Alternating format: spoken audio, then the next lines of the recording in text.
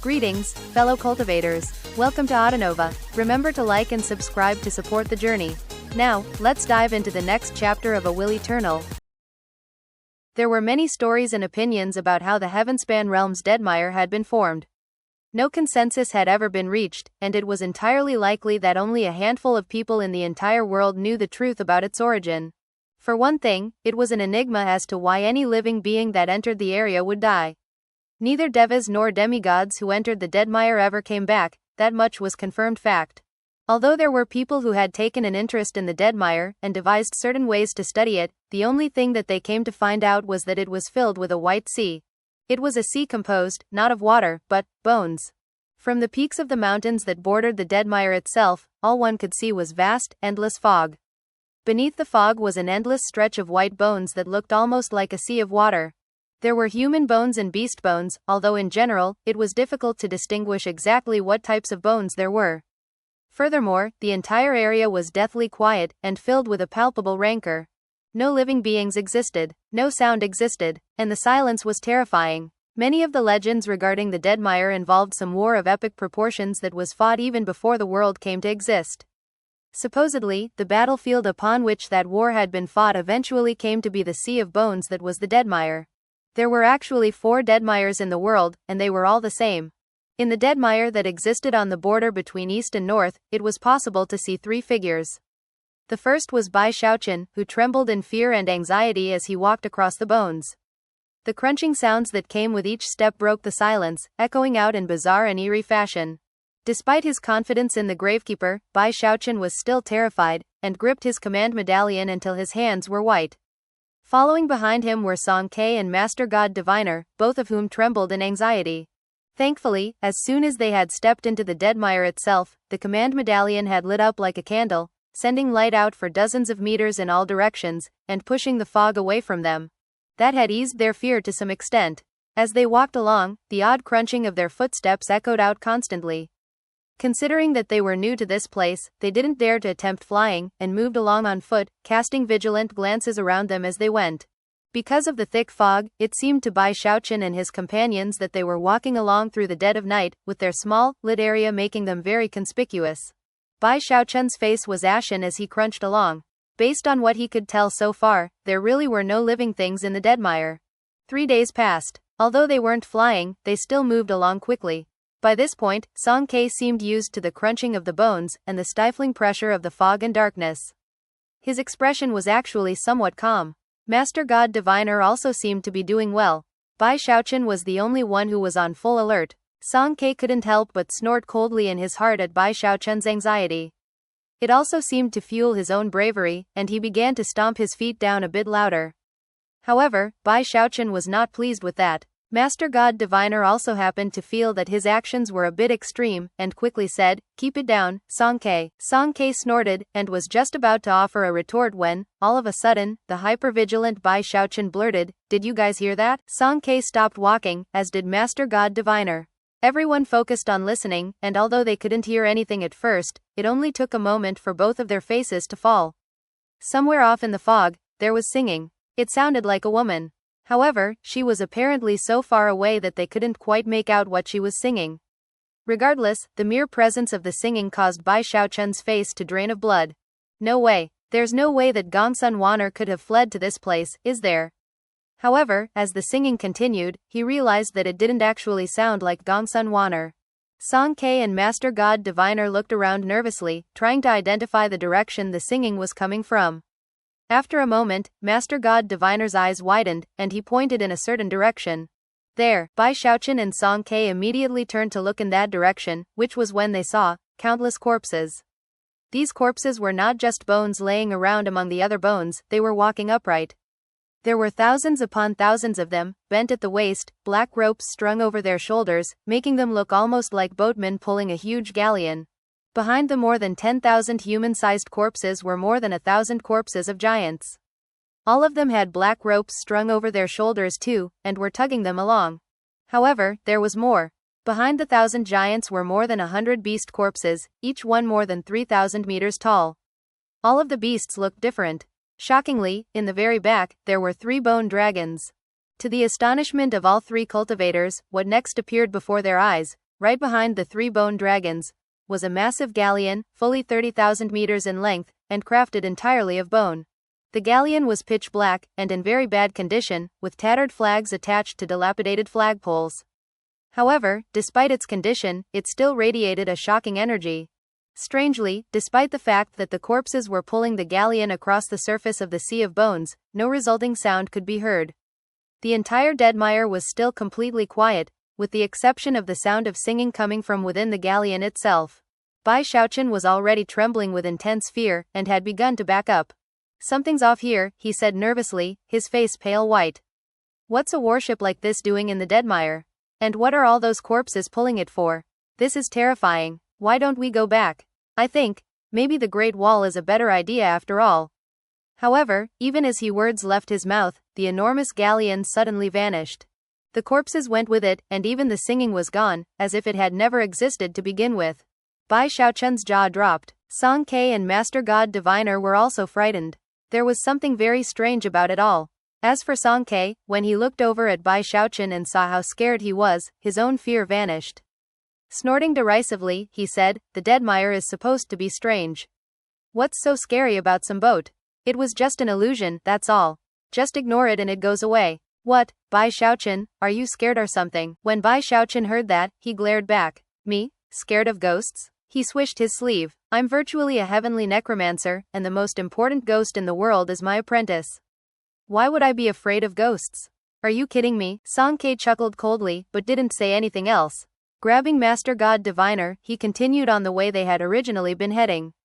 Master God Diviner looked back and forth between Song Ke and Bai Xiaochun, but did nothing more than smile wryly and follow Song Ke. Maybe it really was an illusion, Bai Xiaochun thought, feeling a bit embarrassed. How could he have ever guessed that a galleon like that would appear so randomly, and then just vanish? Rubbing his nose, he reminded himself that he outranked Song Ke, and therefore, needed to watch out for him. Sighing, he hurried along after the other two so that they would remain in the protective perimeter created by his command medallion. An entire month flew by, during which time the strange galleon never appeared again. Gradually, Bai Xiaochun was starting to calm down. At the same time, the group began to pick up speed. However, only a few days after that, their faces all fell when they yet again heard the sound of a woman singing. This time, the song was much clearer. In fact, they could hear the lyrics clearly. It was a strange song, the type that could not be forgotten once heard. It told the story of a mother whose arm was eaten by her own child. The song and its lyrics caused Bai Xiaochun's hair to stand on end. Song Ke and Master God Diviner were visibly shaken. That was when the enormous bone galleon appeared again, and this time, it was much closer to them. It was only about 1,500 meters away, allowing them to see it very clearly. Even as they stared, reeling in shock, the singing ended, and the galleon vanished. This time, Song Ke didn't offer any cold snorts. Even his face was a bit paler than usual. The group of three exchanged glances, and clearly, they were all convinced that something very strange was going on. The first time they had seen the boat, it had vanished roughly 3,000 meters away from them. The second time, it was only 1,500 meters away. None of them dared to ponder how close it would get the third time. By now, it would take a full month to retrace their steps, and furthermore, they had no way to guarantee that something might not happen on the way back. According to the map of the deadmire Bai Xiaochun had, it would only take them a total of about 3 months to cross. That meant that they were very close to being at the halfway point. Finally, Song Ke gritted his teeth and said, "That ship showed up twice in a month. If we pick up some speed, we can probably make it out of here before it comes again." In response, Master God Diviner nodded vigorously. Bai Xiaochun muttered to himself a bit, still convinced that the gravekeeper wasn't out to harm him. Finally, he agreed, whereupon the three of them finally flew up into the air, becoming beams of light that shot off into the distance.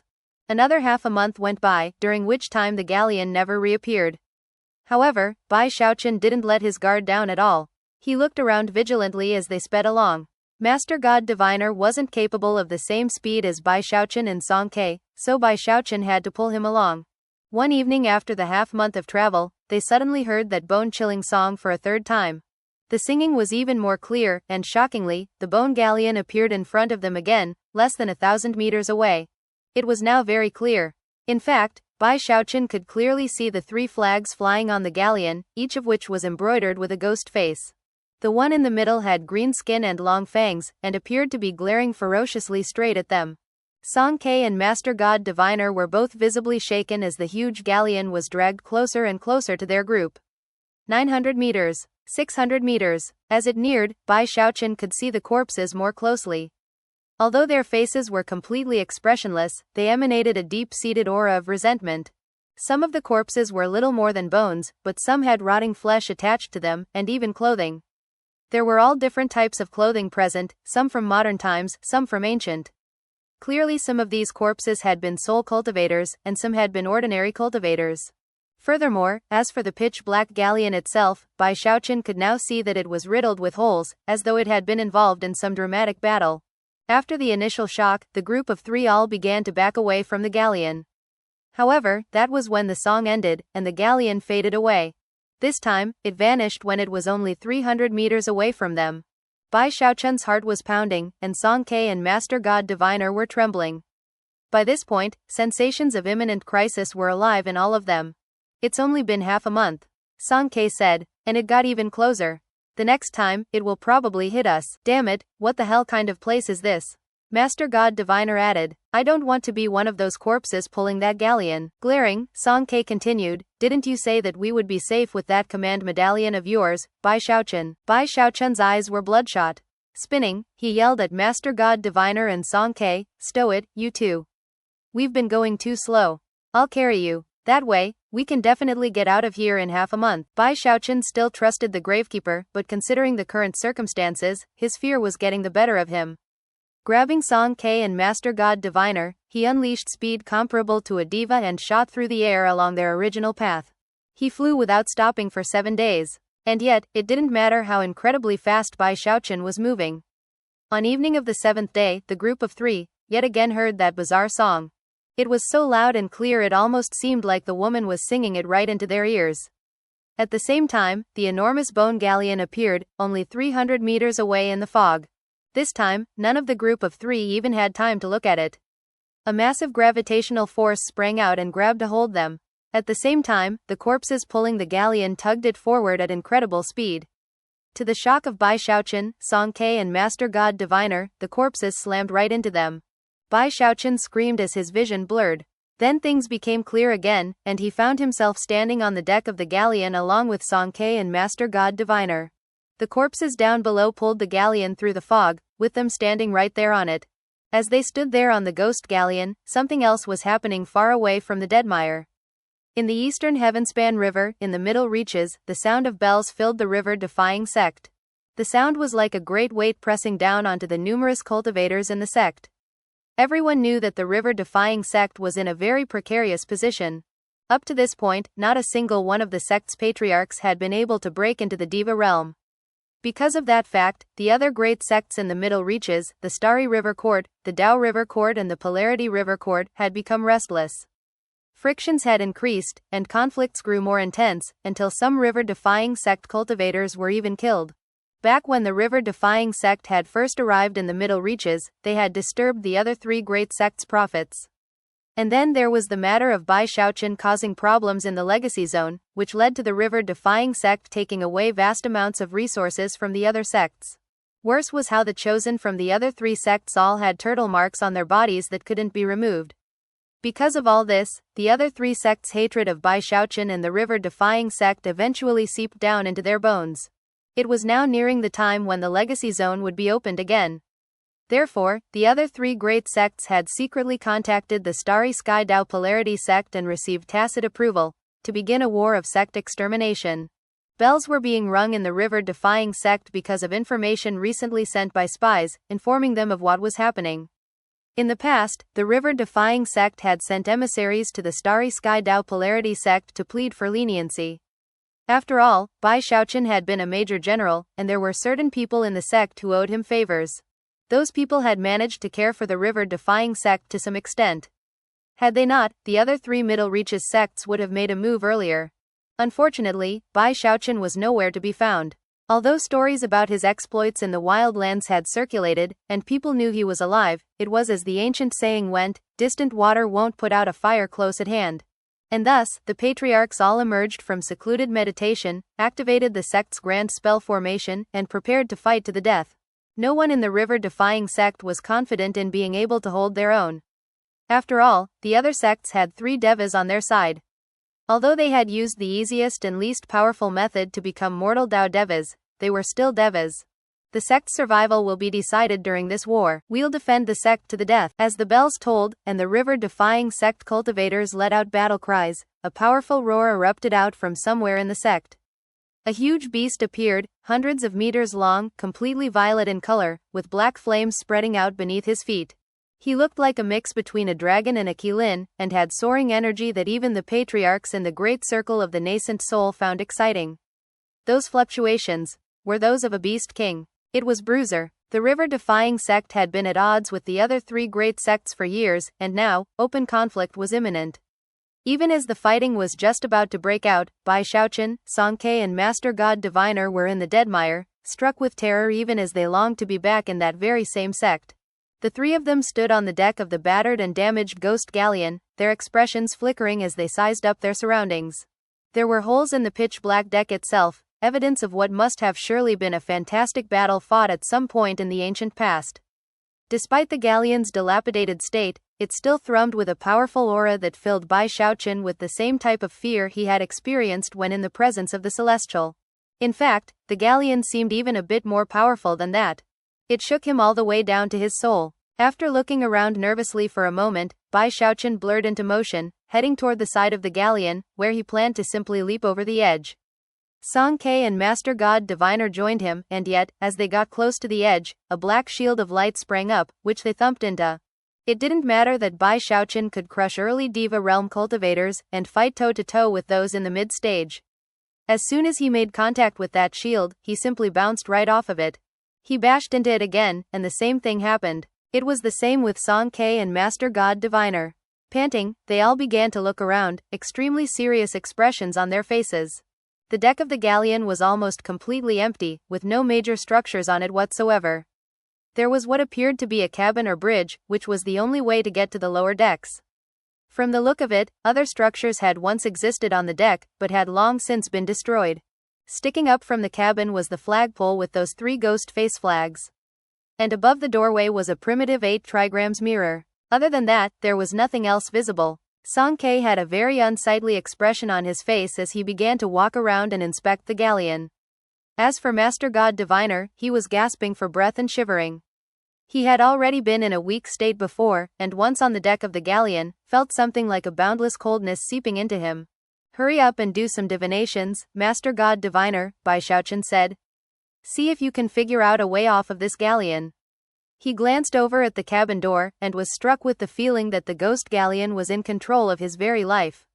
Furthermore, he was convinced that the galleon wanted the 3 of them to enter the cabin door. Master God Diviner's terror mounted with every moment that passed. After hearing Bai Xiaochun's suggestion, he reached into the fold of his robe and pulled out a copper coin, which was a magical item that he used to perform divinations. Normally speaking, he was very protective of the copper coin. In fact, back in that savage tribe where he had been held captive, he had been allowed to keep the coin on his person when performing his duties. As soon as he pulled it out, he drew upon the various magical techniques and divine abilities that he used for divination. Unfortunately, it was in that moment that flag with the green-skinned, long-fanged ghost face suddenly rippled. As a result, Master God Diviner's hand trembled, and the coin slipped through his fingers. It landed on the deck, rolled on its side, and then fell into one of the cracks and disappeared. "My magic coin," Master God Diviner shrieked. "It's completely one of a kind. It's my life essence magical item, with my name engraved on it." He rushed over to the crack into which the coin had fallen, but could see only darkness below. It was impossible to determine where exactly his magic coin had landed. Master God Diviner immediately began to weep. Even during his torment in the savage tribe, he had managed to keep his copper coin safe, only to lose it on this bizarre galleon.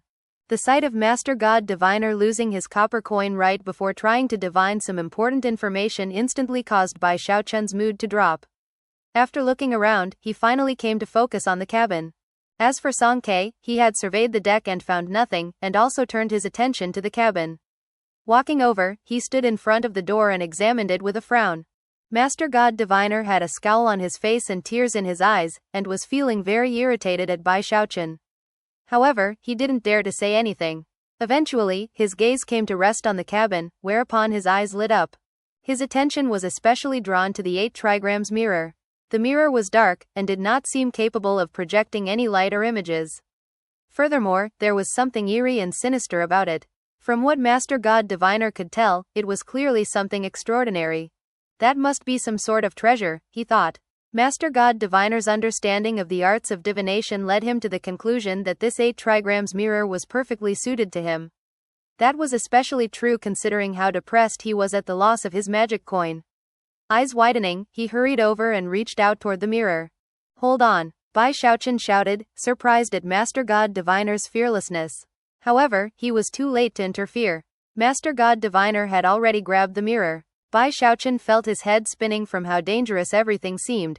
Even Song Ke was struck with fear by Master God Diviner's impulsiveness. What are you doing, Master God Diviner? He said, rotating his cultivation base at full readiness. However, nothing unusual happened. The corpses outside continued to pull the galleon along at the same speed as before. When it was clear that nothing would happen, Bai Xiaochun breathed a sigh of relief. As for Master God Diviner, he realized he had acted rashly, and felt a bit guilty. However, he quickly put the 8 trigrams mirror into his bag of holding.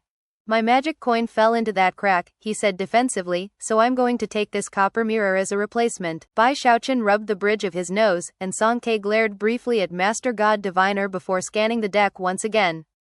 Then, his eyes flickered with determination. We're on a weird boat that is taking us who knows where, he said. And it's not letting us off. I say, let's go below decks and explore a bit. Maybe we can figure out what exactly is going on. With that, he ignored Bai Xiaochun and Master God Diviner, and stepped toward the cabin door. Wait a minute, Song Ke. Bai Xiaochun said loudly. However, Song Ke completely ignored him, and disappeared into the cabin.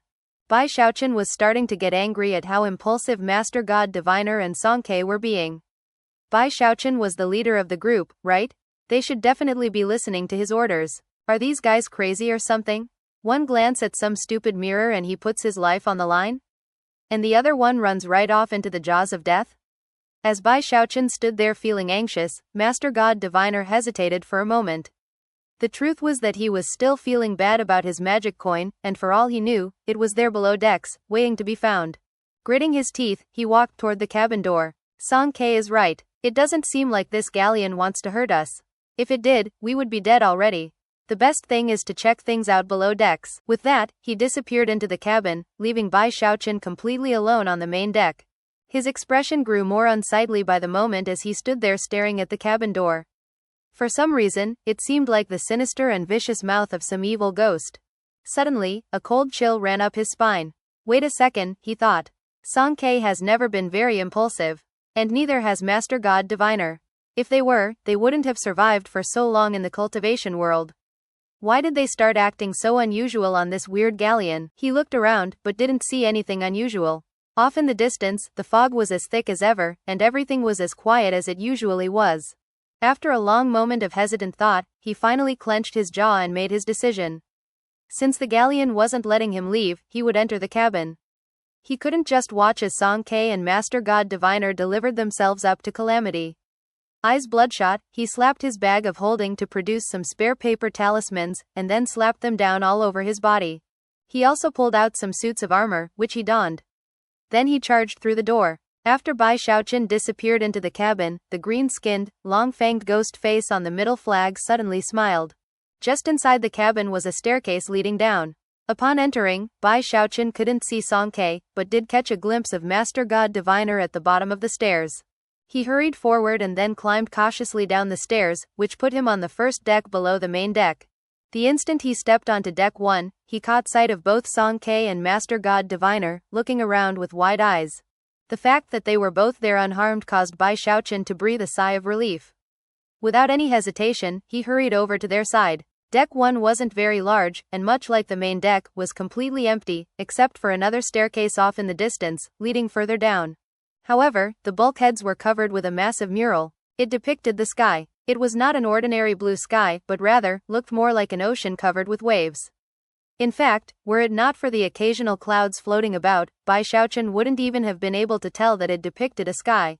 Most shocking of all was that the enormous mural also depicted a huge hand. The hand occupied nearly half of the sky, and was pushing down from it toward the land below. Just looking at the mural caused Bai Xiaochun's mind to start spinning. For some reason, it instantly filled him with a pressure that was difficult to put into words. Furthermore, he experienced a sensation of utter despair, as though this hand contained the power to destroy the world. The ground in the mural was parched and cracked. Standing upon it were three astonishing giants, whose expressions didn't contain even a hint of the fear of death. All of the giants' hands were stretched up to fight back against the enormous hand descending from the sky. There was nothing else in the mural except for that. Bai Xiaochun had no idea exactly what it meant, nor did Song Ke or Master God Diviner. However, it was a shocking sight to look at. A long moment passed. Bai Xiaochun was the first to come to his senses. Face ashen, he backed up a few steps, mind spinning with both fear and pain. How can a mural have such shocking power? It stabs you all the way to the heart and soul. At this point, he realized that Song Ke and Master God Diviner were just standing there trembling, their eyes bloodshot and filled with despair. Therefore, he swished his sleeve and sent a burst of power into them. Song Ke shivered, blood oozing out of his mouth as he regained his senses. He staggered backward, his expression one of confusion. As for Master God Diviner, his cultivation base wasn't even close to the level of Song Ke's right now, so he coughed up a mouthful of blood and sagged in place. What kind of mural is this? He said, gasping for breath and not daring to look at it again. At this point, Bai Xiaochun looked at his companions and, realizing that Master God Diviner was a bit closer, edged over to his side. This place is too weird, he said. Let's go back. We can look for a way off the galleon back on the main deck. I have the feeling things will only get more terrifying the further down you go. However, even as the words left Bai Xiaochun's mouth, Song Ke suddenly burst into motion, heading directly toward the stairs leading to deck 2. It only took him a moment to reach them, whereupon he instantly began to climb down. Master God Diviner did the same thing, completely ignoring Bai Xiaochun. Bai Xiaochun reached out and grabbed Master God Diviner, but the moment he did, Master God Diviner spun in place, a vicious expression on his face as he let out a soundless howl. As he did, a green-skinned, long-fanged ghost face appeared on top of Master God Diviner's face. Bai Xiaochun felt a blast of power pushing his hand away, and then Master God Diviner was gone down the stairs. Bai Xiaochun was shaken, and an unsightly expression could be seen on his face. His heart was also starting to pound. After all, his words from moments ago had actually been a test. He had noticed on the main deck that something odd was going on, and decided to see if he could figure out what it was. Obviously, this galleon was controlling both Master God Diviner and Song Ke. That green-skinned, long-fanged ghost just now looked exactly like the one on that flag outside. With that, he turned to go back up the stairs to the main deck, only to find that the staircase was gone. Goosebumps broke out all over him, and his face turned as ashen as death. All of a sudden, this place seemed even more sinister than before, and his heart was pounding so hard and loud it was like a drum. What do I do? What do I do? All he could do was grip tight the command medallion the Gravekeeper had given him. That was where all his hope lay. I'm the Hell Emperor's master. There aren't any ghosts or souls in this world that would dare to provoke me. Scowling on the verge of tears, he tried to work up some confidence by pulling out a tongue of multicolored flame. Then, he gritted his teeth and headed toward the staircase leading to the next deck. It was really too terrifying to be alone. Furthermore, he couldn't just sit around and watch Song Ke and Master God Diviner be controlled. Damn it, if I had known things would turn out like this, I would have gone back to the River-Defying Sect alone. Regret pricking at his heart, he advanced cautiously toward the staircase, at the bottom of which was deck 2. As soon as he arrived, he exercised the utmost caution possible. He rotated his cultivation base and sent some divine sense out in all directions in the hopes of detecting anything unusual. He absolutely did not want to be surprised by anything like that mural. However, deck 2 was a bit different than he had imagined. There didn't seem to be anything dangerous about it all. Furthermore, it was a lot bigger than deck 1. There were no murals, only flickering, yellow candlelight that made the area a bit dim. Furthermore, right in the middle of the deck, there was a rocking chair. It sat there, still and unmoving, seemingly completely ordinary in nature. Right in front of the rocking chair were two corpses which were little more than skeletons. They were on their knees in front of the chair, one corpse apparently that of a man, the other, a woman. One skeleton appeared to be made of gold, the other crystal. Although they were kneeling, from their posture, it looked like they had been embracing each other. It was a terrifying scene to begin with, but it was made more bizarre by the fact that the two embracing corpses' heads were fusing together. The process wasn't complete, they were only half fused. But it was bizarre nonetheless. The mere sight caused Bai Xiaochun's heart to seize with fear. To top it all off, Song Ke and Master God Diviner were standing motionless right in front of the two corpses. Are they going to get fused together too? Bai Xiaochun had no idea what was going on, but he was convinced that this place was terrifying and bizarre beyond reason. Something seemed very strange about the whole situation, and it had his heart pounding. After studying the scene for a moment, his gaze slid from Song Ke and Master God Diviner to the corpse with the golden skeleton. After looking at it more closely, his eyes widened dramatically. That's the aura of the Undying Live Forever technique. It's the manifestation of the complete Undying Codex. Bai Xiaochun's Adam's apple bobbed up and down with fear as waves of astonishment crashed around in his mind. He was by no means mistaken. After all, he cultivated the Undying Codex of the Undying Live Forever technique, just like the Blood Ancestor and this golden skeleton. If this golden skeleton mastered the Undying Codex, then the corpse with the crystal skeleton must have cultivated. Almost immediately, he realized that the corpse with the crystal skeleton still had abundant life force left in it, as if it were the type of thing that could live forever. The Live Forever Codex. Bai Xiaochun had known from the very beginning that the Undying Live Forever technique was broken up into the Undying Codex and the Live Forever Codex. However, he had never encountered the latter, only the former. Never could he have imagined that he would unexpectedly encounter two corpses that had both cultivated the Undying Live Forever technique. His mind felt like countless bolts of lightning were striking it. However, he still didn't understand why these two people, who had cultivated the Undying Codex and Live Forever Codex respectively, would be fusing their heads together. But then, a chill ran up his spine, and his hair began to stand on end as the previously unmoving rocking chair suddenly began to rock back and forth. Furthermore, it was just possible to make out the shadow of a person sitting in it. Deck 2 of the Ghost Galleon was as silent as death. As the rocking chair slowly began to rock back and forth, a sensation of dire creepiness immediately filled Bai Xiaochun. He shivered from head to toe, and almost couldn't hold back from screaming. There was obviously nobody sitting in the chair, and yet, it was acting as if there were. Furthermore, Bai Xiaochun was almost certain that he could see the shadowy image of an old woman there, face pale, staring at him with a ghastly smile. A ghost! Bai Xiaochun shrieked. Heart pounding, he reached out, grabbed Song Ke and Master God Diviner, and pulled them away with him as he rushed away from the rocking chair. His two companions seemed completely bereft of their senses. Their eyes were blank and their bodies were stiff, and they did nothing to resist Bai Xiaochun as he pulled them away. At the same time, the rocking chair began to rock back and forth with increased urgency. Even more shocking, the two corpses began to quiver and glow with both golden and crystalline light. Bai Xiaochun was wailing inwardly. The sight of the rocking chair going back and forth caused his scalp to tingle madly. Tossing both Song Ke and Master God Diviner into his bag of holding, he fled back to the staircase and ran up to the deck above. He moved with blinding speed, and within the blink of an eye, was at the top of the staircase. Just as he lunged past the last step, his vision blurred, and before he could even breathe a sigh of relief, his eyes widened as much as a cat's whose tail had been stamped on. Shockingly, he found himself looking at two corpses and a rocking chair. He was still on deck 2. The rocking chair was rocking back and forth rapidly, and this time, it was to Bai Xiaochun's utter shock that he could hear a strange moaning howl coming from it. How could this be happening? Spinning in place, he ran back down the stairs, drawing upon both his cultivation base and fleshly body power. However, at the bottom of the stairs, his vision blurred again, and when he could see clearly again, he was looking at the corpses and the rocking chair. It was still deck 2. Clearly, he would end up back on the same deck no matter what he did. By now, the rocking chair was rocking back and forth so vigorously that it was edging forward, as if it were trying to catch him. Bai Xiaochun was so scared he was about to collapse.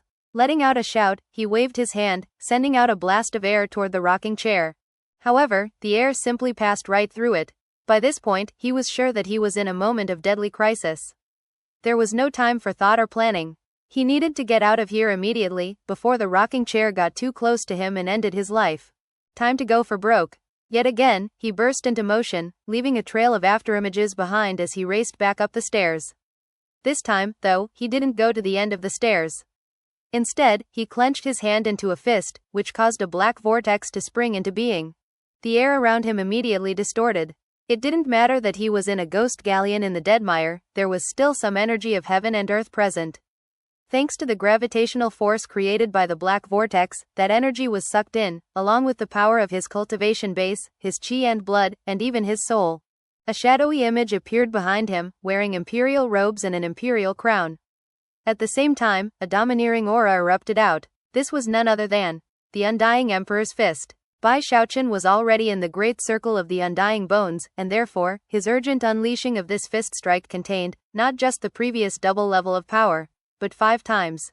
5 times his normal fleshly body power gave him terrifying battle prowess that even late Diva Realm experts would gasp at. "Open up," he shouted, slamming his fist into the stairs. As he punched out with his fist, the shadowy emperor joined him, their fists superimposing in a massive attack. Boom! A huge blast of wind erupted out, along with a roaring sound like that of an enormous dragon. As his fist landed on the staircase, it shattered like a mirror, and he leapt through the resulting hole. His vision swam, and when it cleared, he was in an unfamiliar location. Seeing that he was no longer on deck 2, he breathed a sigh of relief. What the hell kind of place is this? I shouldn't have come here. I shouldn't even have come to the Deadmire. His heart was filled with regret, and he was finally starting to think that the Gravekeeper had actually screwed him over. If he had known that the Deadmire had a weird ghost galleon like this, he would never have come here.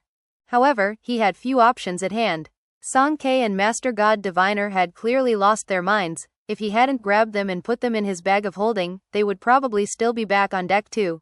What am I supposed to do? He thought, scowling on the verge of tears. Using the Undying Emperor's fist had drained his fleshly body power. Thankfully, now that he was in the great circle of the Undying Bones, he didn't feel dangerously weak like he had been in the past. Although he had just breathed a sigh of relief, that only lasted for a moment before he started to tremble again. His eyes widened, and his mind reeled with even more terror than before at the fact that he was not on deck 2, or even deck 1. He wasn't on any specific deck at all, but rather, a private cabin. It was a woman's dressing room. The room contained a dilapidated bed covered with dust and spiderwebs, next to which was a vanity. The vanity looked ancient, and was also covered with dust. It also had cracks on its surface, and one of the corners looked like it had been chopped or broken off. Furthermore, closer examination revealed that there was also black, dried-up blood on it. There was a mirror propped up on the vanity, which was also covered with countless cracks. The strangest thing of all was that the mirror was the only thing in the room that didn't have even a speck of dust on it. The dressing room had only a bed, a vanity, and a mirror, nothing else. However, as soon as Bai Xiaochun looked around, he started to tremble violently. And that was because, as soon as he laid eyes on the vanity, he heard singing. It was that same song about the mother whose arm was eaten by her own child. He could hear the song with absolute clarity, as though it were being sung in the very room in which he stood. "Whoever you are, stay put. My apprentice is the Hell Emperor." He felt like he was about to cry, and quickly turned to leave. Apparently, after having left deck 2, he ended up in the very nucleus of the entire ghost galleon. This dressing room was where the singing originated. In fact, it came from the vanity. Thus, this episode comes to an end. Remember to like and comment so we can discuss the story together. Until we meet again in the next chapters.